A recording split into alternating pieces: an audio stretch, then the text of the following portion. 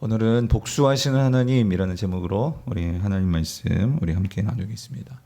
지난 3월 우리 TV 쇼 드라마 부분에서 1위를 차지한 공영 방송에 나오는 건 아니고요. 넷플릭스 드라마가 있는데 이 더 글로리라고 아마 보신 분은 보시고 뭐 모르신 분은 모르실 수 있겠지만 하여튼 이 더 글로리라는 이 드라마가 하여튼 장안의 화제인 적이 있었습니다. 이게 학교 폭력을 주제로 해가지고 그래서 이 학교 폭력의 그 피해자인 이 여주인공인 이 문동은이라는 이 주인공이 그러니까 엄청나게 아이들, 그러니까 그 일진들, 그 친구들에게 학대를 당하고 괴롭힘을 당하고 그랬는데 이제 성인이 돼서 그 가해자들을 하나씩 아주 그냥 처절하게 이제 복수극을 펼치는 뭐 그런 복수극입니다. 근데 이게 장안의 화제가 돼가지고 사람들이 이 복수를 어떻게 이게 잘 끝까지 잘 완수하나 그러면서 사람들은 복수하는 모습을 박수치고 또 거기서 통쾌함을 느끼고 하는 그런 드라마가 있었어요. 근데 저는 뭐 여기 여러 가지 뭐 우리가 할 얘기가 많은데 근데 이 시간 뭐 그걸 다 다루려는 건 아니고요. 근데 저는 한 가지 좀 의아했던 게 왜 제목이 더 글로리일까? 여러분? 그러니까 글로리가 뭐 영광이잖아요, 영광. 그러면은 이 작가는 거기에서 그러니까 이 복수가 영광이라고 말하는 건가? 그래서 사람들이 그 복수를 할 때 거기서 막 쾌감을 느끼고 막 간절히 어떤 사람들은 막 기도를 하고 복수가 잘 되게 해주시옵소서 그러는 이런 이 사람들의 어떤 반응들 그런 뭐 이런 댓글들 그런 걸 보면서 과연 이 복수를 통해서 그 나를 가해했던 사람들을 그렇게 해를 그것들을 이제 보복을 하면서 그것을 정의가 실현된다고 생각하는 건지 그게 과연 문제를 해결된다고 생각하는 건지 그래서 사람들은 그걸 영광이라고 생각하는 건지 그래서 제목이 더 글로리인지 모르겠지만 그런데 여러분 그 드라마도 마지막에 보면 과연 그게 다 해결된 것일까 하는 뭔가 이렇게 좀 씁쓸한 그런 모습들이 좀 비춰지는 것 같았습니다. 성도님들, 과연 우리가 이 세상에서요, 이 복수라는 거, 그러니까 내가 어떤 억울한 일을 당하고 내가 정말로 말로 닿을 수 없는 어떤 원한이 있어요. 그런데 그거를 내가 되갚아주면 과연 그것이 우리에게 모든 문제를 다 해결해주는, 만족을 주는, 모든 것이 평화롭게 다 끝나는 그런 해결의 열쇠가 될까요? 오늘 성경은 우리에게 그런 차원하기보다 또 다른 복수를 우리에게 말씀해 주고 있는 것 같아요. 그래서 오늘 우리가 읽은 시편 94편은 그 시작부터 이 복수라는 단어, 어떤 면에서는 좀 이렇게 썩 좋지 않은 것 같은 단어이면서도 또 어떤 면에서는 누구나 다 말은 안 하지만 내가 꼭 원수를 갚아줄 거야, 뭐 꼭 내가 정말 내가 갚아줄 거야 하는 어떤 우리 마음 가운데 억울함에 대한 이 원한에 대한 이 복수하고 싶은 그런 생각들을 한두 번쯤은 누구나 다 하면서 그렇게 살아가고 있지 않을까. 그래서 오늘 이 시편의 이 복수라는 이 단어, 특별히 복수하시는 하나님이라는 이 제목 자체가 때로는 조금은 어떤 면에서는 이렇게 여러분 좋으세요? 어떠세요? 단어적으로 보면 어감적으로는 그렇게 썩 내키진 않지만 그러면서도 뭔가 기대하는 바가 있을 수도 있는 그러한 이 용어입니다. 자, 근데 여러분 이미 우리가 시편 94편을 여러분이 다 묵상하셨겠지만 이 시편 94편은 시편 제4권 속에 들어있는 한 부분의 시편이죠. 그래서 시편 90편부터 이 시편 106편까지 4권에 들어가 있는 이 시들을 모아놨는데 그러니까 이 시편 4권의 특징은 그러니까 그 주제가 4권의 주제는 그러니까 하나님이 왕이시라는 거예요. 이 말은 다시 말하면 여호와가 다스리신다 그 얘기죠.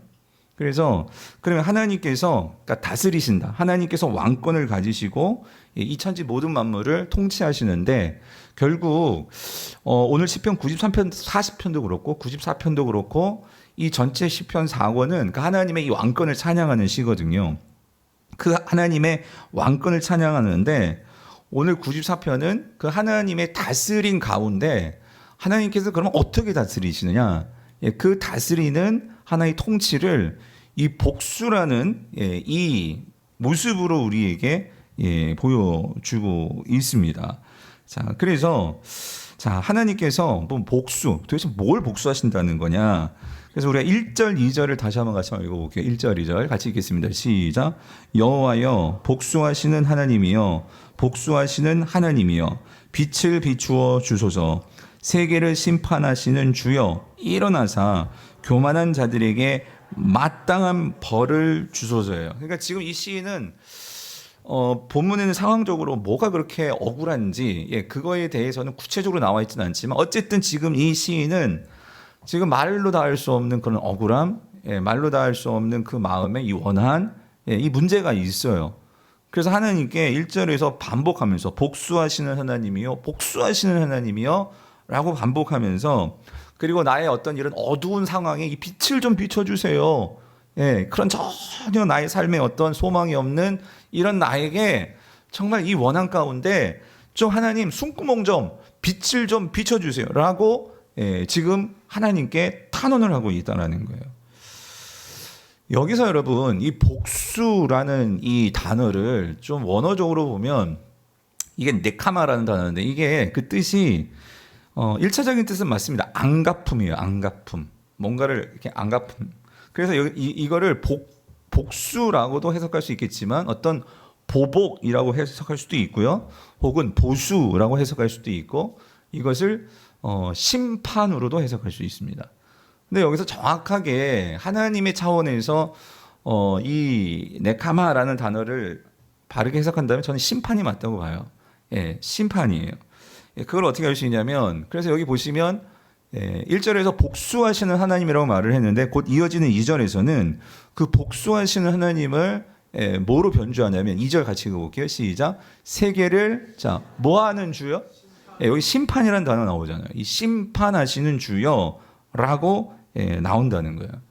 그래서 성도님들 여기서 우리가 한 가지 분명히 생각할 수 있는 것은 하나님은요 분명히 우리의 억울함을 대갚아 주시고 억울함을 풀어주실 수 있는 분이십니다. 아멘이십니까? 그렇기 때문에 이 시인은 그걸 가지고 하나님께 나와서 지금 탄원하는 거예요. 특별히 기도하는 거예요. 그런데 분명한 것은 오늘 시편이 성경이 우리에게 분명하게 말씀해 주시는 건 뭐냐면 이 복수, 다시 말하면 이 심판, 정확히 이 복수 심판은 누구 거냐? 이거 누구 거라는 거예요? 하나님 거라는 거예요. 여러분 이걸 꼭 기억하셔야 돼요. 복수는 나의 것이 아니고요. 복수는 하나님의 것입니다. 이 말은 다시 말하면 진정으로 복수를 할 수 있는 분은 누구시라는 거예요? 하나님이시라는 거예요. 왜냐하면 인간은요 본질적으로 복수를 할 수 없습니다. 이 말이 무슨 말이냐면 인간은 근본적으로 죄인이기 때문에 복수를 한다는 것은 그러니까 이 안갚음, 그러니까 뭔가 내가 당한 것을 되갚아 주는 건데 그런데 인간은 이 되갚아 준다고 할 때 과연 우리가 이걸 되갚아 줄 때 정확하게 객관적으로 공정하게 우리가 이걸 되갚아 줄 수 있느냐? 인간은 그렇지가 못하다는 거예요. 인간은 감정과 원한과 그리고 상황에 따라서 우리는 이성을 잃기도 하고 우리는 그 상황에 따라서 영향을 받기도 하고 그러니까 인간은 자신의 원한이나 자신의 어떤 상대에 대한 악감정이 있을 때 여기에 대해서 공정한 심판을 정확하게 내릴 수 있는 자가 인간이 아니라는 거예요. 그러므로 인간이 복수를 하게 되면 복수는 그 복수로 끝나지가 않습니다.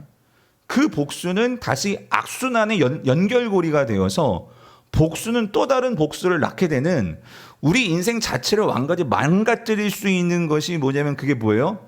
복수라는 거예요. 복수. 그러므로 이 시인은 그 점에서는 하나님 앞에 분명히 믿음을 가지고 뭘 가지고 나가냐면 복수는 내가 할 수 있는 것이 아니라 누가 하는 거예요? 하나님이 하시라는 것은 하나님이 하실 수 있는 것이라는 것을 분명히 믿고 나아갔던 자가 오늘의 시인이라는 거예요. 사랑하는 성도님들, 성도는 이거를 반드시 기억을 해야 됩니다. 근데 이게요 상당히 어렵습니다. 우리가 정말 원한의 상황에 처하게 되고 당장 내가 혹은 내 자식이 내 어떤 사업이 내 일이 내가 당사자가 돼버리면 내가 피해자가 돼버리면 여러분 뚜껑 열리는 거는요 정말 1초 차이고요. 내가 그 상황에서 나도 모르게 욱하면 더 내 성격과 기질이 좀 더 열받는 어떤 열받는 그런 성격이면 큰 사고 날 수 있는 여러분, 인간이 그런 동물이라는 거예요. 그런 죄성이 있다는 거예요. 아직까지 우리가 이 죄에, 성도는 특별히, 세상 모든 사람들은 아직 그런 죄에 사로잡혀 있지만, 성도는 지난주에도 말씀드렸지만 이제 죄가, 사단이 우리를 노예로 삼을 수가 없어요. 여러분 아멘이십니까? 왜요? 우리 안에 누가 들어오셨죠? 성령이 들어오셨고 예수 그리스도가 정죄를 받으심으로 오늘 하나님은 우리에게 그 하나님과 함께 할 수 있는 하나님의 백성들로서 우리를 새롭게 창조하셨습니다. 여러분 아멘이십니까? 우리가 이거를 분명히 기억해야 되는데, 아직 문제는 뭐냐면 우리가 이 세상에 살다 보니까 이 세상에 돌아가는 이 세상에는 하나님의 통치만 있는 것이 아니라 마귀 사단이 여전히 잔당들 같이 성도들을 괴롭히고 성도들의 상황에 개입하고, 그러면서 우리를 어떻게 해요? 흔들어 놓는단 말이에요. 우리를 속이고 우리의 감정을 부추기고, 그런 상황 속에서 오늘 우리의 육신이, 우리가 특별히 이 세상을 살아가면서 우리가 많이 접하고 보게 되는 그런 더 글로리다, 요즘 뭐가 있습니까?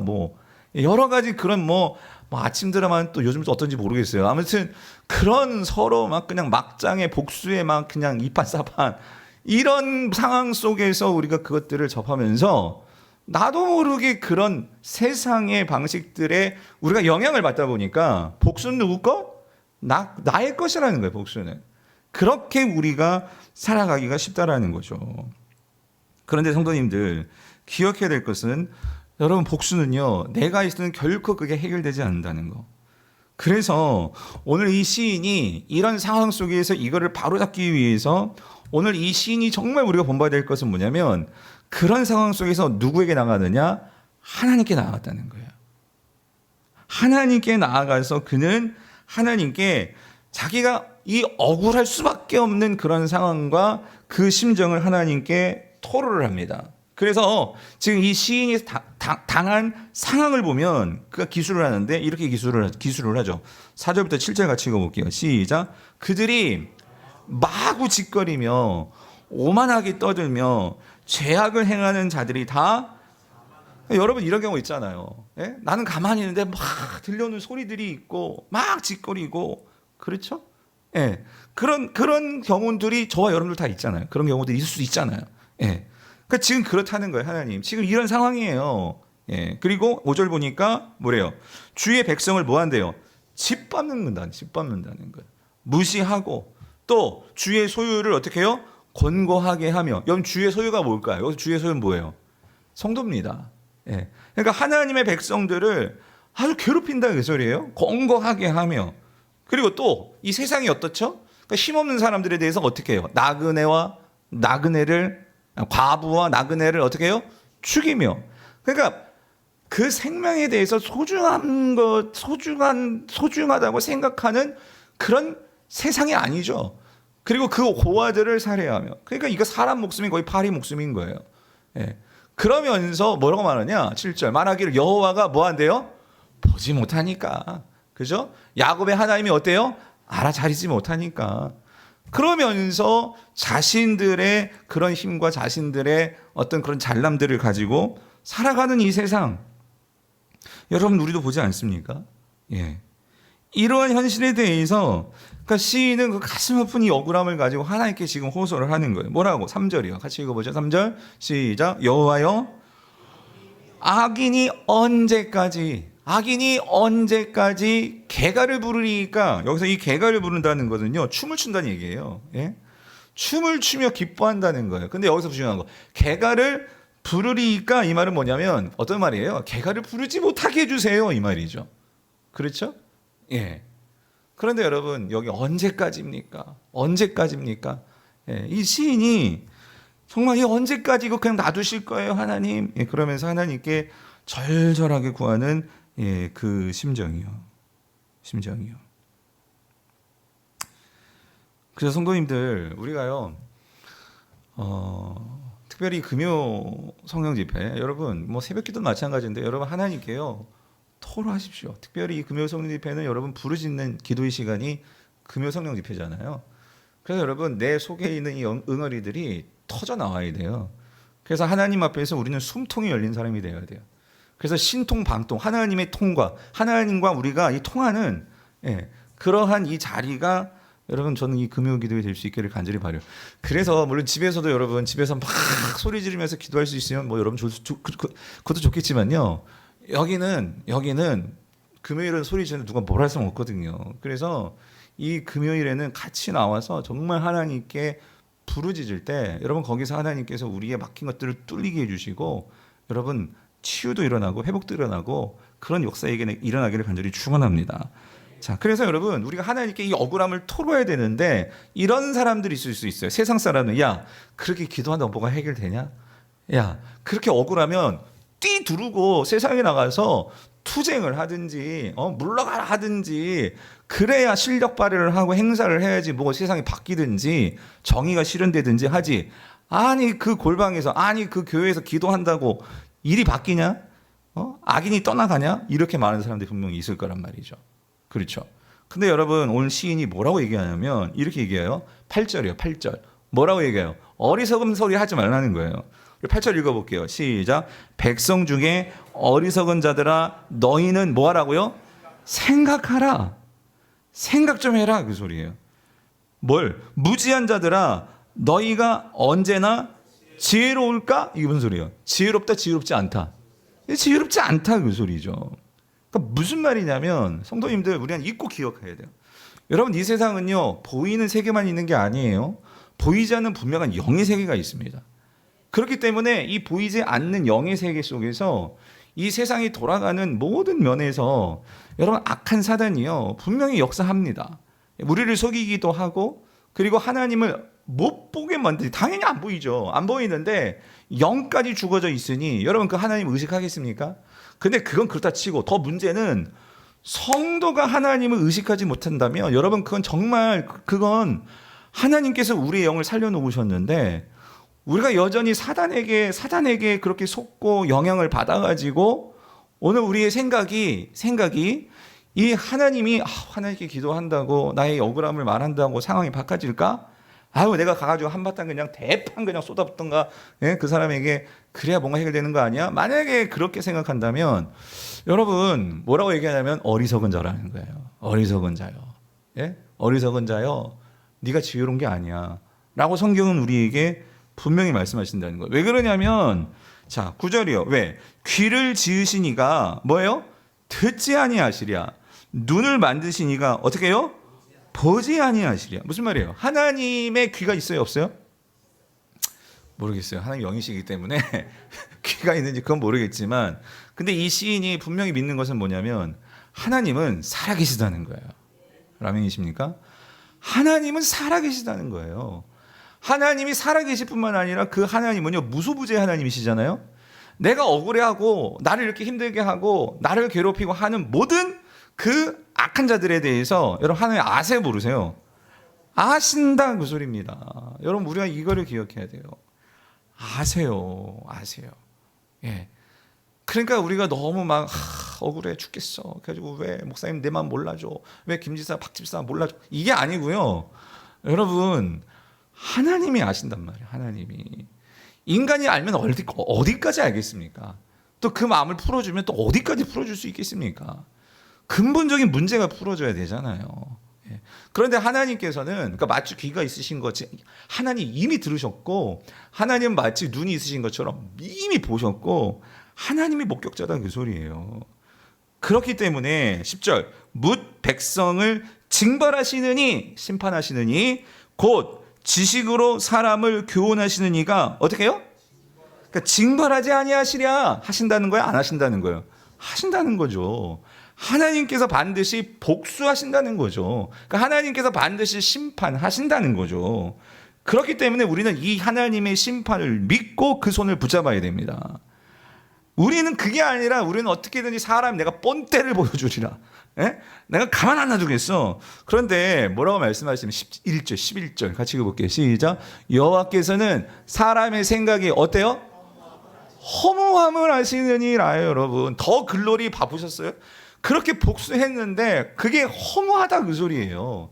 이 일은 다 끝내놨어요. 다 죽이고 다 뭐 인생 막 세상 말로 망가뜨려놨어요. 그런데 그게 과연 이 세상을 천국으로 만들 것인가?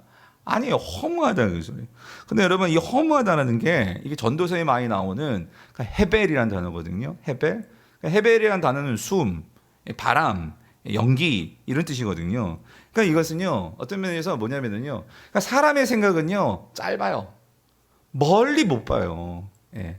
우리 인생이라는 게 그렇게 짧으면 짧지만 또 우리 인생이라는 게 이 사람하고 딱 끝났다고 끝나는 게 아니라요. 그 후대뿐만 아니라 여러분 얽히고 설킨 것이 우리 인생이에요. 하나님께서는요 우리의 삶을 그렇게 단순하게 보지 말라는 거죠. 허무하다. 그러니까 짧다. 예, 우리의 생각은 짧아요. 뿐만 아니라 이 헤벨은 어떤 뜻이냐? 가벼워요. 우리 생각이요 너무나 가벼워요. 너무나 가볍기 때문에 진중하지 못하니까 그렇게 해놓고서 얼마나 후회를 합니까? 예. 참 저도 그렇고요. 우리가 이 말이라는 게 이 말로 다 심판하려고 하잖아요. 근데 그렇게 심판해 놓고서 우리가 얼마나 그 말을 또 주워 담지 못하니까 얼마나 후회하고 또 얼마나 여러분 그것을 가슴 아파할 때가 많습니까? 그래서 오늘 이 시인은요 그거를 깨닫고 하나님 앞에서 기도하면서 이런 사실에 대해서 그러니까 세상 사람들이 모르는 것들을 또 깨닫게 된 거예요. 그렇게 깨달을 때 여러분 기도가 이렇습니다. 맨 처음에 이 시인이 하나님께 나아갔을 때 억울하기 때문에 하나님께 나아가서 토로하고 기도를 했어요. 기도를 했는데 그 과정 속에서 그 세상 사람들의 생각 소리를 들으면서 그 생각을 생각했겠죠. 하나님을 생각하면서 과연 이 세상 사람들이 놓치고 있는 거, 심지어 나도 세상의 영향을 받아가지고 내가 세상 사람처럼 생각했던 게 뭔가 이런 것들이 하나씩 그 껍질이 벗겨지면서요 정말 내가 가지고 있는 게 뭔가, 내가 세상 사람들과 다른 게 뭔가, 그렇다면 나의 복수는 뭔가 하는 것들이 깨달아지는데 여기에서 시인이 엄청난 변화들이 생겨나는 거예요. 이제 나에 관한 이야기들이 나오기 시작해요. 12절을 보면은요, 자 12절 같이 읽어볼게요. 시작. 여호와여 주로부터 징벌을 받으며 주의 법으로 교훈하심을 받는 자가 뭐예요? 복이 있나니요. 이 시인이 처음에는요 복수해 주세요. 하나님 저 나쁜 사람들 그냥 가만 놔두지 말아주세요. 그러면서 기도가 시작이 되었단 말이에요. 근데 그렇게 기도하면서 이 시인이 점점 뭘 깨닫냐면 사실 우리가 바로 앞에서요 하나님 징벌해 주세요. 이 징벌의 대상은 누구예요? 나를 힘들게 한 사람이에요. 그렇죠? 나 마음을 아프게 하고 나를 정말 이렇게 얕보고 그러니까 나에게 어떤 원한을 준 이 사람이었는데 이 징벌이 어떻게 바뀌냐면 그 징벌이 뭐래요? 12절에서 뭐가 될 수 있대요? 복이 있대요. 복이 된다는 거예요. 이게 무슨 말일까? 보세요. 여호와 주로부터 징벌을 받으며 주의 법으로 어떻게 해요? 교훈하심을 받는 자는, 그러니까 여러분 이겁니다. 하나님께서 복수하시고 하나님께서 심판하시는데 심판과 복수의 또 다른 차원이 있어요. 때로는 성도들에게 혹 여러분들이 하나님께 어떤 징벌을 받을 수 있어요. 어떤 심판도 받을 수 있어요. 영원한 심판 말고요. 우리가 정말로 그런 하나님의 어떤 그러한 고난, 하나님이 주시는 어떤 시련, 연단 이런 게 올 수 있어요. 그때 나는요 내 입장에서 생각하면 이건 징벌이에요.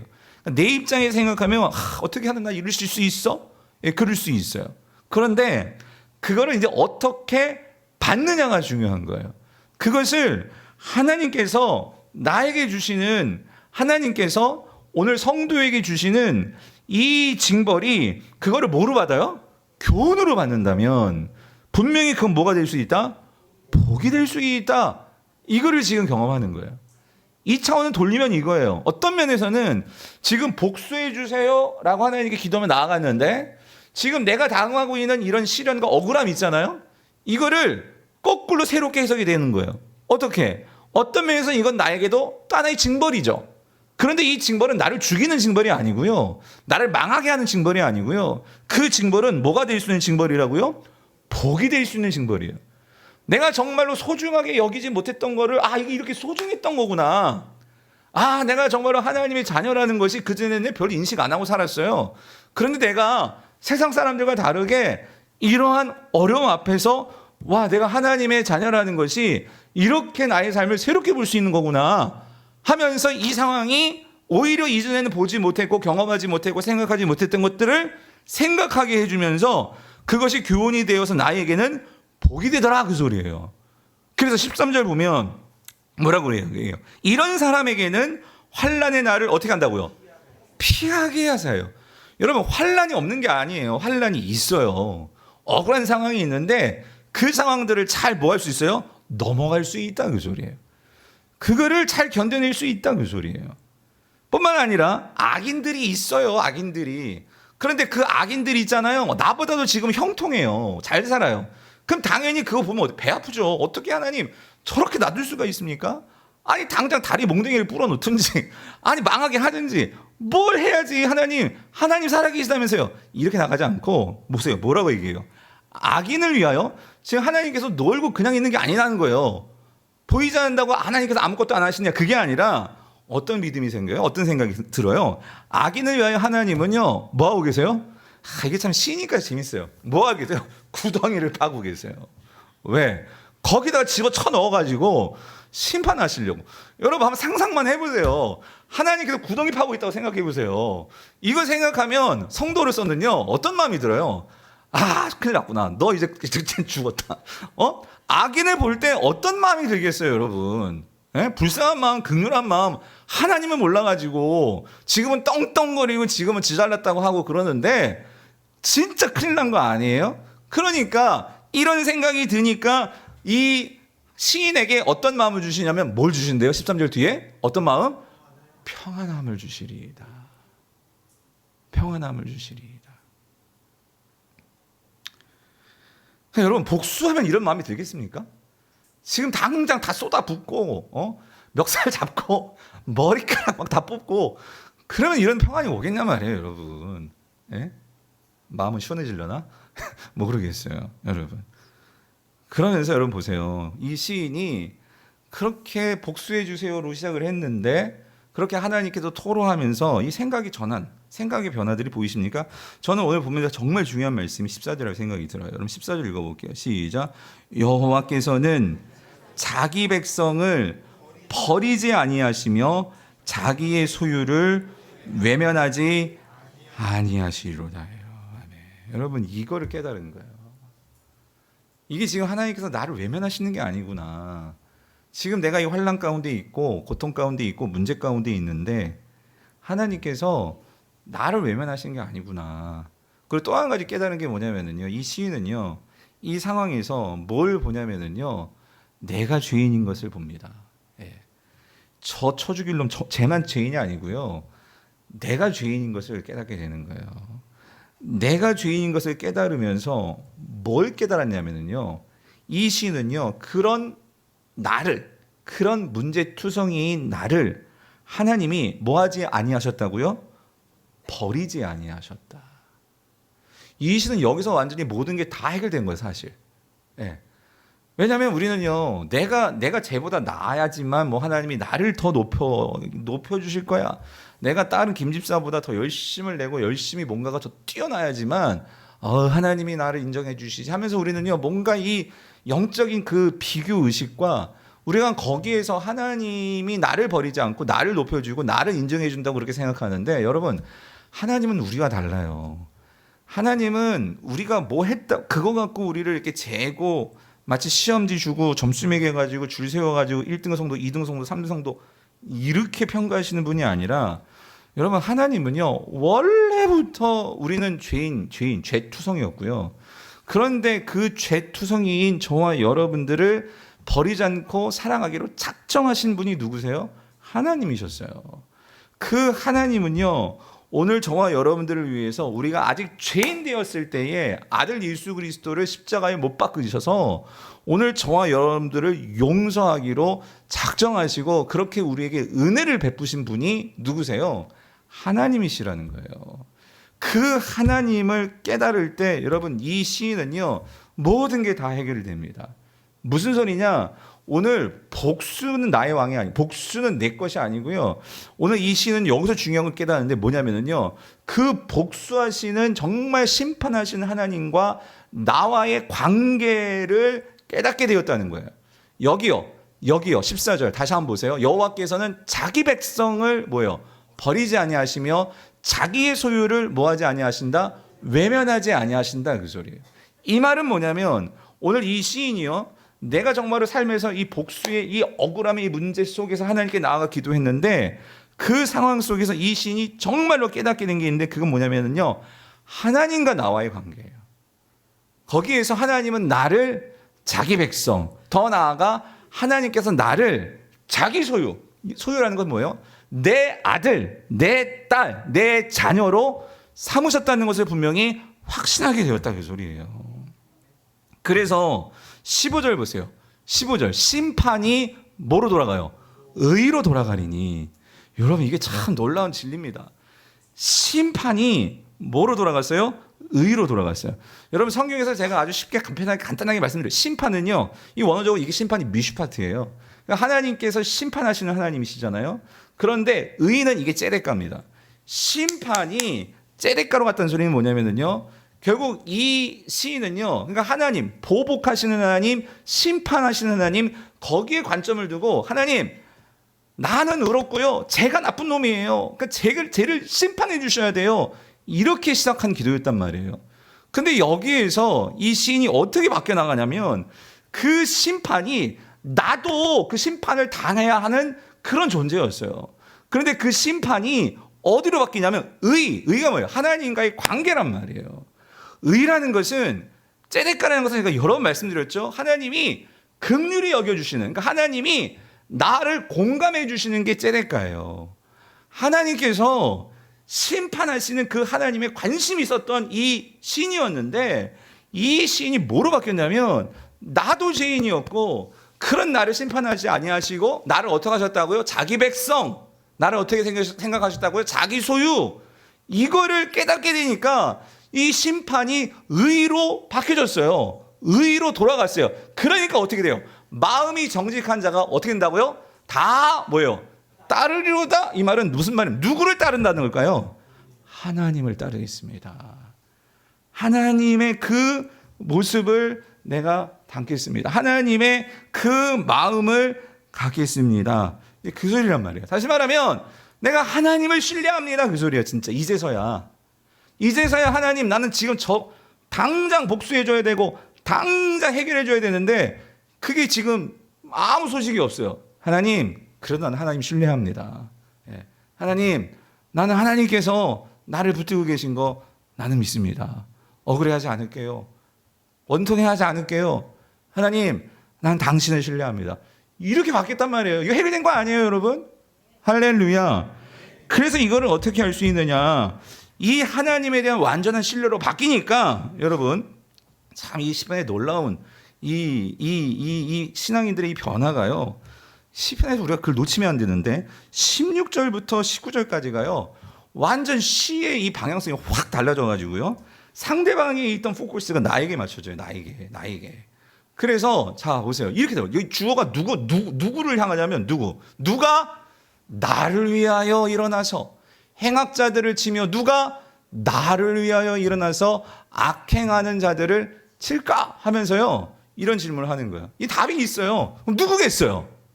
하나님이죠. 나에겐 이 하나님이 계시다, 그 소리예요. 하나님이 계시다.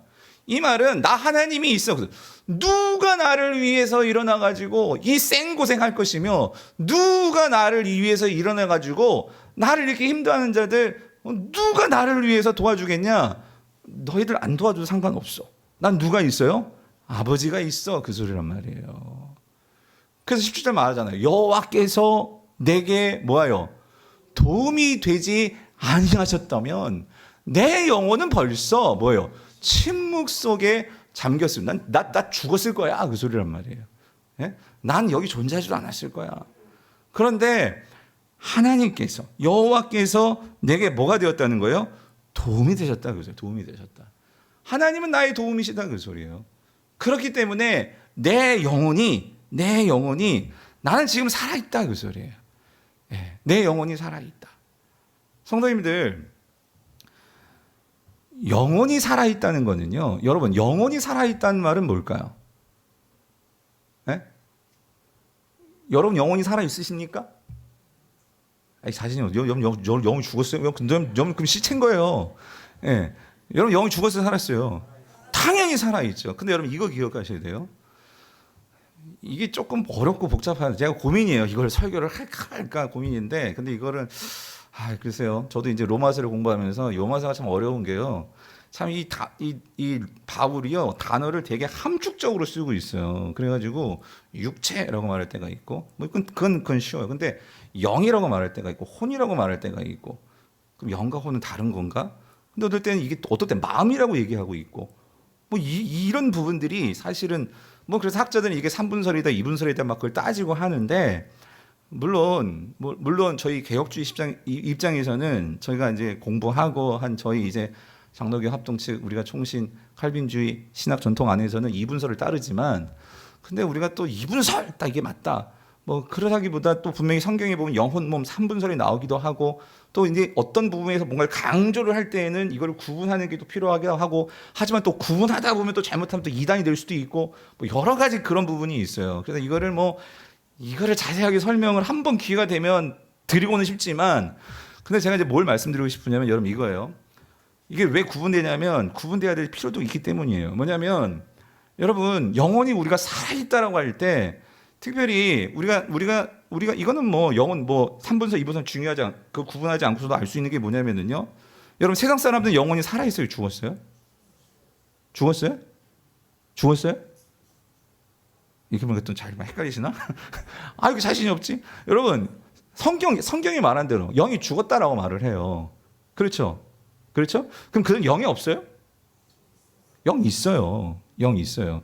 그래서 그럴 때는 이게 어떤 면에서 영과 혼이 같이 있는 걸로 또 볼 수 있는 부분도 있고요. 이걸 구분할 부분도 있는데 근데 중요한 건 이거예요. 그러면 우리는 영이 살았다고 하셨잖아요. 영이 살아있다는 그 증거가 뭐예요? 네, 그래서 여러분 중요한 거 이거 하나 분명히 정리합시다. 영은요, 우리가 영이 살아있다 할 때 그 영의 가장 중요한 기능, 영의 가장 중요한 이 성경이 말하는 강조하는 바는 영은요, 우리가 하나님과 교통할 수 있고, 하나님과 관계할 수 있고, 하나님과 연합할 수 있고, 그건 영을 통해서 하는 거예요. 아멘이십니까? 그런데, 그래서 이거예요. 그런데 우리가 죄를 범하고, 이 모든 사람들은 결국 어떻게 되겠어요? 하나님께서 너희들이 선악과를 따먹으면, 그러니까 죄를 범하면 정령 뭐 한다고요? 죽으리라 그랬잖아요. 그 죽는다라고 할 때에 사실 죽음의 가장 중요한 개념은요. 이게 분리가 되는 거예요. 그랬을 때 여러분 죽음에서 가장 큰 첫 번째로 성경에서 창세기에서 보여주는 이 분리는요. 누구와의 분리죠? 하나님과의 분리였어요. 그렇잖아요. 그런데 그 분리된 그 이스라엘, 그 인간들에게 하나님께서 찾아오셔가지고 율법을 주시고 구약에 오셔서 하나님께서 선지자들을 보내시고 하나님 먼저 찾아오셔가지고 관계를 맺잖아요. 그래서 그 죽었던 영이지만 그들이 그 영을 통해서 하나님을 만날 수 있도록 그래서 뭐 율법을 주시고 율법을 듣게 하시고 하는데도 그런데 이 영이 이 율법의 인간이 이 육체가 약하다 보니 그 율법을 잘 새기고 그 영이 그 율법을 잘 받아들이고 해야 되는데 그걸 못했단 말이에요. 그러니까 그런 면에서 여러분 이거예요. 아무리 영이 있고 영이 살아있다 할지라도 여러분 이겁니다. 그래서 신약에서는 영의 소멸이 나오기도 하지만 하나님하고 관계가 없으면 여러분 그건 영이 죽은 거는 다름이 없어요. 예. 그런데 여러분 중요한 거 신약 성도들에게 있어서는요. 우리가 영이 다 살아났잖아요. 특별히 우리가 영이 다 살아나서 성경은 그렇게 말하는 거예요. 지난주 로마서 8장 1절에서 결코 정죄함이 없다라고 말할 때에 바울이 자신 있게 말할 수 있는 것은 뭐냐면 우리의 그 영 가운데, 그러니까 우리의 이 영이라는 그 어딘지 우리가 그걸 정확히 설명할 수 없지만 우리 안에 인간은 영이 분명히 있단 말이에요. 그 영 속에 누가 들어오셨어요? 성령이 아예 들어와 계시잖아요. 아멘이십니까? 그것은 성령이 우리 안에 들어와 계신 것은 이건 은혜 중에 은혜이고 특권이에요. 누구 때문에? 예수 그리스도 때문에. 그래서 그 영이 우리 안에 자리 잡고 계신다는 것은 하나님이요 이제 그 성령이 우리 안에 자리 잡고 계셔서 그 하나님과 우리가 어떻게 되기를 원하시는 거예요. 교제하고 연합하고 함께하고 그래서 영이 우리 안에 계심으로 이제는 더 이상 우리의 이 육체도 그 죄된 사망 권세에 쫄래쫄래 따라다니는 것이 아니라 우리의 이 육체가 이제 누구한테 길들여져야 돼요? 성령님께 길들여져야 되고 하나님께 길들여져야 되고 그렇게 우리의 육체가 성령 안에 육체 또한 성령 안에 들어올 수 있도록 그렇게 살아가야 된단 말이에요. 아멘이십니까? 그런데 문제는 뭐냐면, 문제는 제가 말씀드렸죠. 이 우리가 정말 성령이 내 안에 계시고 영이 그래서 살아 있는데, 그런데 그 성도 중에 그 성령께서 우리에게 말씀해 주시고 가르쳐 주시고 인도해 주시고 하는 그것을 따르고 거기에 익숙해지고 그렇게 살아가기보다 여전히 이 세상의 생각들과 예전에 나의 살던 그런 방식에 내가 여전히 거기에 머물러 있고 그 영향을 받다 보니 영이 분명히 살아있고 영이 분명히 우리 안에 계신다고 하는데 그 영적인 존재로서의 삶을 살아요, 못 살아요?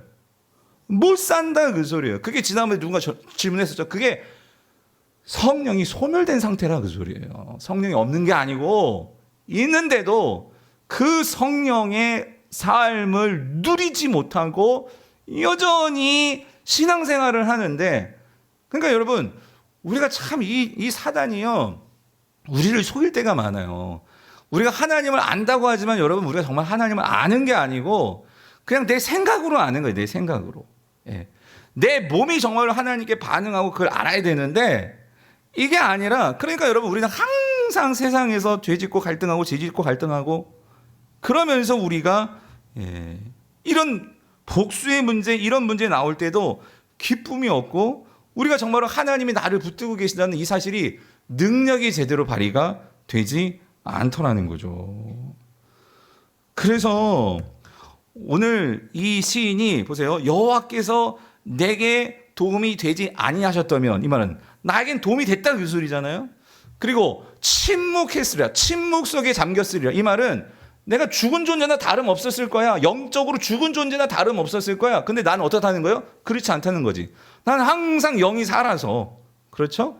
그 영의 충만함으로, 나의 삶이 영적 충만함으로 그렇게 살아간다는 거예요. 저는 오늘 저도 그렇고 여러분들도 그렇고 우리가요, 영적으로 충만한 삶을 맛볼 수 있게 되기를 간절히 바랍니다. 여러분, 우리가 이거를 모르면 예수 믿는 것이 참 어떤 면에서는요, 이걸 모르고 예수를 믿는다? 이건 너무나 가슴 아픈 거죠.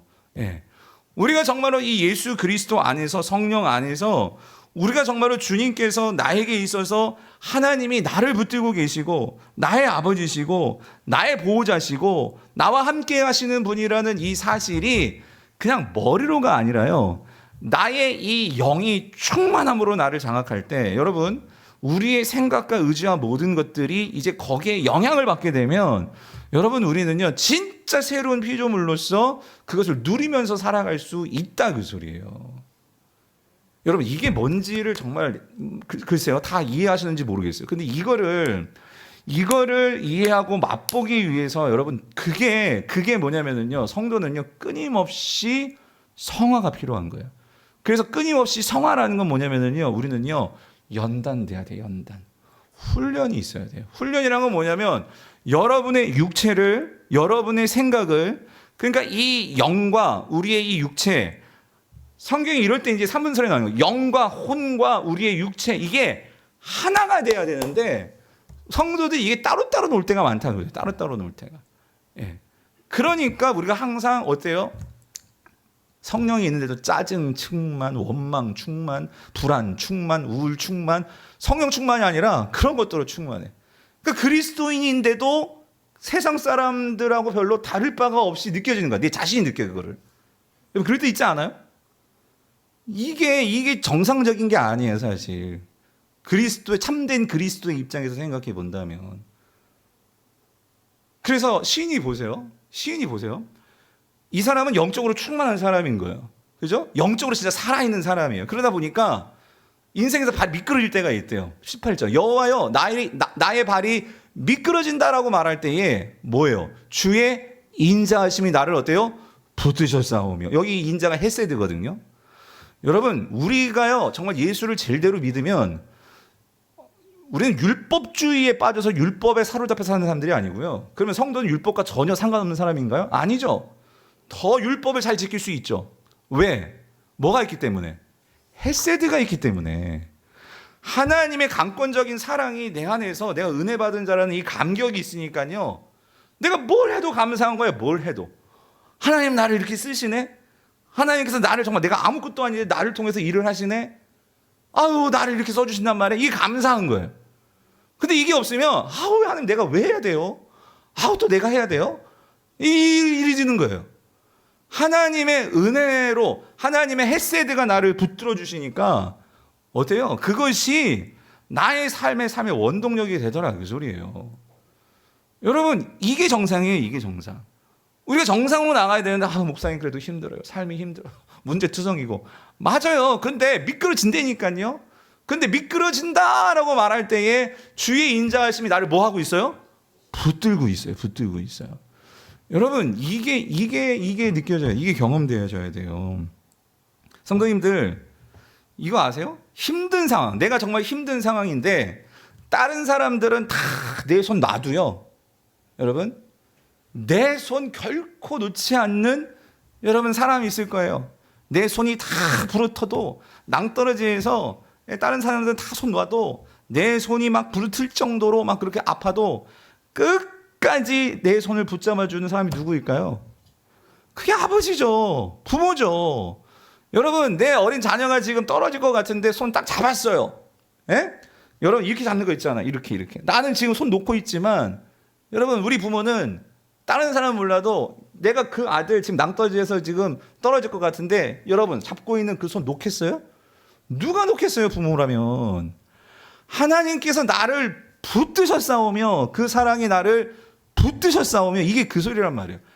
내가 누구인지에 대한 분명한 관계, 하나님과의 관계, 영이 살아있으면은요, 그 하나님과의 관계, 내가 어떤 존재인지에 대한 분명한 확신이 있으니까, 나의 아버지가 나를 붙들고 계시다는 것이 이게 확실하니까, 내가 옆에서 어떤 공격이 오고 어떤 문제가 있어도 그 아버지 붙든 손 붙들고 나는 뭐예요? 평안한 거예요. 신뢰하니까. 그래서 19절에 내 속에 근심이 없는 게 아니에요. 내 속에 지금 뭐가 많아? 근심이 많은데 내가 누구인지를 알고 내 영이 살아서 하나님과의 분명한 관계가 매일매일 삶 속에서 분명하게 있으니까 내 영혼이 어때요? 춤추는 거예요, 여러분. 네? 즐거워하시리란 뭐냐면요, 내 영이 춤을 춥니다. 누구와 함께? 하나님과 함께. 성령님과 함께. 여러분요, 저는요 오늘 이 밤 여러분 성령님과 춤추시기를 바래요. 진짜 춤추고 싶으면 나와 춤추시든가. 여러분 진짜 그런 자유함으로 예배 가운데 자유함으로. 여러분 그거 기억하십시오. 요한복음 4장 24절에서 예수님께서 이렇게 말씀하셨죠. 너희들이 새롭게 예배할 때가 올 텐데 하나님은 영이시니 예배하는 자가, 여러분 중요한 거 이거, 하나님은 영이시니 예배하는 자가 뭐로 예배한다고요? 영과 뭐예요? 진리로 예배한다고 있잖아요. 여러분 이게 무슨 말이냐면 영은요 성령이죠. 그러니까 여러분 지금 여기서 예배 드리는데 우리가 매 주일날 예배 드릴 때 여러분 우리의 예배가요, 그러니까 내 안에 성령님이 계시는데, 그러니까 우리의 영과 성령이 하나가 돼야 돼요. 여러분 그러려면 영과 내가 하나가 된다는 소리는요, 우리의 오만 가지 잡생각은 다 죽여야 돼요. 그런데 오만 가지 잡생각들을 죽이지 않고 그냥 여기서도 여러분 예배하면서도 오만 가지 잡생각 하면서 예배할 수 있단 말이에요. 그래가지고는 하나님을 못 만나요. 그래가지고는 내 영이 하나님을 충만하게 안 돼요. 그러면 어떻게 목사님 그 오만 가지 생각 죽입니까? 그래서 필요한 게 뭐예요? 말씀이라는 거예요. 말씀에 집중하셔야 돼요. 말씀에. 그래서 우리가 하나님을 진짜 만나려면은 여러분 아무리 세상적인 생각 많아가지고 여러분 아무리 세상적인 지식이 많아가지고 여러분 그래서 하나님을 만날 수 있을까요? 못 만나요. 내 안에 계신 성령님을 의지하고 그 성령님과 함께, 그리고 하나님이 주시는 지금 선포되는 이 말씀 단어 하나하나 거기에 내가 집중해서 그게 내 것이 될 수 있도록 여러분, 그러면서 나머지 것들은 이 말씀으로 잘라내야 돼요. 그래서 히브리서 4장 16절인가 말씀하시잖아요. 하나님 말씀은 활력이 있고 살아있어가지고, 그렇죠? 우리의 모든 혼과 영과 간절과 골수를 찔러 쪼개기까지 한다. 그 소리는 여러분 말씀으로요, 여기서 말씀하시면 내가 보복하고 싶었던 건 다 잘라내야 되고, 그리고 내 안에서요 하나님 안이 다른 거 붙들고 있었으면 그거 지금 빨리 다 놔버리시고 하나님 손만 붙들겠습니다 하는 마음에 그 결단과 성령님 내가 그렇게 하겠습니다 도와주세요, 그렇게 말씀과 호흡하면서 같이 교제하면서 그렇게 예배할 때 하나님은 영이시기 때문에 우리 안에 영이 충만해져서요, 여러분 우리의 육체는요 우리의 영이 없을 때는 우리의 생각을 따라갔어요. 내 생각과 의지와 감정을 따라갑니다. 이 몸은. 그러니까 하나님이 없는 사람들은요, 세상이 말해주고 세상이 보여준 거대로 내 몸이 따라갈 수밖에 없어요. 그런데 성도는 우리 안에 성령님이 계시고, 성도는 그 예배 시간에 하나님의 말씀을 통해서 내 생각과 내 감정과 내 의지가 이제 그 영을 맞춘단 말이에요. 그럴 때 맞춰질 때 내 몸도 이제 어떻게 돼요? 그렇게 따라가진다 그 소리입니다. 예? 이거는요 저절로 되는 게 아니라, 여러분 제자 훈련이 교회에서 프로그램이 아니에요. 제가 왜 해도 되고 안 해도 그게 아니라, 여러분 성도는요 이 제자 훈련이라는 것은 이 훈련을 내가 경험하고, 그러니까 제자 훈련을 해도 마찬가지예요. 해도 이 원리를 알고 내가 뭐에 포커스를 맞춰서 내 육체를 어떻게 하나님의 생각에 맞추고, 그러니까 영이 내 생각에 하나가 될 수 있도록 그렇게 포커스를 맞춰서 제자훈련을 하지 않으시면 그건 그냥 성경공부가 될 뿐이에요. 그러니까 그것이 될 수 있도록, 알 수 있도록 그거를 경험하지 않고서는, 여러분 신앙은요 성장한다라고 생각하면 그건 내 착각이에요. 정말 내가 성장하기 위해서는 오늘 이 시인이 보여주는 걸 보세요. 우리 다 복수하고 싶고 이렇게 나가는데 바뀌잖아요. 이게 어떻게 이렇게 바뀌냐 말이에요. 예. 성도님들, 신앙을 그냥 관념적으로 생각하지 않게 되기를 간절히 축원합니다. 예? 영이 우리의 영혼이, 성령이 우리 안에 계신다는 것 자체가 신비인데, 이게 얼마나 큰 은혜냔 말이에요. 그러면 그 성령과 함께 사는 법을 목사님 가르쳐 주세요. 집사님 가르쳐 주세요. 우리가 어떻게 그걸 알 수 있어요? 그거를 익혀가야죠. 그거를. 예. 그거 없이 백날 신앙생활 해보세요, 여러분. 내가 바뀌나, 내 성격이 바뀌나, 내 삶이 바뀌나. 바뀐다고 할 수도 있을 거예요. 근데 그게요, 내 생각으로 바뀌는 거지 내 영으로 바뀌냐 말이에요. 내 영으로. 그런데 오늘 시인이 뭐라고요? 근심이 많잖아요. 여러분 저도 그렇고요. 근심이 많아서요, 내 생각이 영에 사로잡히지 않으면요, 우리는요 여전히 예수 믿으면서도 근심 보따리 짊어지고 살아갑니다. 그러니까 삶에 기쁨이 없어요. 성도들 얼굴에 기쁨이 없어요, 여러분. 그런데 정말 영으로 충만하신 분들을 보면은요, 어떻게 저 상황에서 저렇게, 예? 어떻게 저렇게 사실 수 있을까 하시는 분들도 있어요. 예. 왜 그래요? 영혼이 즐거우니까. 19절. 내 영혼을 어떻게 해요? 즐겁게 하나이다. 예. 그래서 성도님들, 이게 있으면 회복이 되는 거예요. 회복이. 그래서 여러분, 정말 우리가 억울하고 악한 이 세상을 살아가지만, 성도는요 이 영적으로 회복된 자들은, 그래서 여러분 야고보 장로가 이렇게 얘기하죠. 우리 5장 8절부터 10절 뭐라고? 너희도 길이 참고, 이거 말고 야고보서 5장 8절 10절, 길이 참고 마음을 어떻게 한다고요? 굳건하게. 여기 마음이요, 이게 영혼입니다. 우리의 영혼이 굳건하게 돼야 돼요. 예. 그렇게 되면 우리가 이 환난 속에서도 우리는 소망이 생겨서 주님을 바라보죠. 그래서 주님 오실 날을 기대하고 고대하게 되는 거예요. 그죠? 그렇게 될 때 주님께서 우리 예수님이 보여주신 것처럼 형제들이 서로 원망하지 않게 되고요. 그리고 그렇게 돼야지만 우리가 나중에 주님 앞에서요 심판을 면하게 되리라. 그러니까 여러분, 우리가 주님 앞에서요 정말 혼나지 않아요. 여러분, 우리가 지옥 가는 심판 없지만 혼날지도 모르겠어요. 너 박야 목사 그래가지고 근데 너 귀하다 이렇게 말씀을 하시겠지만, 예. 그래서 오늘 우리가 여기서 심판을 면하리라는 결국 궁극적인 영원한 심판을 말하는데요, 성도는 당연히 심판을 면하죠. 그런데 우리가 억울한 상황이 있단 말이에요. 그런데 우리가 우리가 기대하고 바라봐야 되는 게 뭐냐면, 심판주가 오시고 계시는 거예요. 그렇죠? 그분이 심판하실 거예요. 그래서 형제들은 어떻게 해요? 주의 이름으로 말한 선지자들을 고난과 오래 참으로 우리는 어떻게 해요? 본을 받는 거죠. 그들도 참았단 말이에요. 그죠? 그리고 결론, 10절. 형제들아, 주의 이름으로 말한 선지자들은 고난과 오래 참음으로 본을 받으라. 이게 결론이죠. 그래서 로마서 12장 12절에서 20절에서 이렇게 바울은 얘기해요. 같이 한번 읽어볼게요. 오늘 결론이에요. 시작. 아무것도 악을 악으로 갚지 말고 모든 사람 앞에서 선한 일을 도모하라. 할 수 있거든 너희로서는 모든 사람과 더불어 화목하라. 내 사랑하는 자들아, 너희가 친히 원수를 갚지 말고 하나님의 진노하심에 맡기라. 기록되었으되 원수 갚는 것이 내게 있으니 내가 갚으리라고 주께서 말씀하시니라. 내 원수가 줄이거든 먹이고 목마르거든 마시게 하라. 그리함으로 네가 10불을 그 원수의 머리에. 그러니까 여러분, 우리가 어떻게 원수를 먹여줄 수 있냐고요. 하나님이 지금 그 심판 뭘 파고 계세요? 네. 그러니까 얼마나 불쌍하고 얼마나, 여러분, 얼마나 그 하나님의 심판이 오고 있는데, 그렇잖아요. 근데 우리는 하나님의 그런 위로와 사랑을 받은, 그런 은혜를 받은 자들이란 말이죠. 바라기는 오늘 우리 사랑하는 모든 성도님들이 오늘 이 복수하시는 하나님, 그 하나님 우리 아버지세요, 여러분. 그 아버지시가 나와 함께 하심을 믿고 우리가 힘들고 어려워도 그 아버지 손 붙들고 여러분 나아가시는 저와 여러분 될 수 있기를 여러분 축원합니다.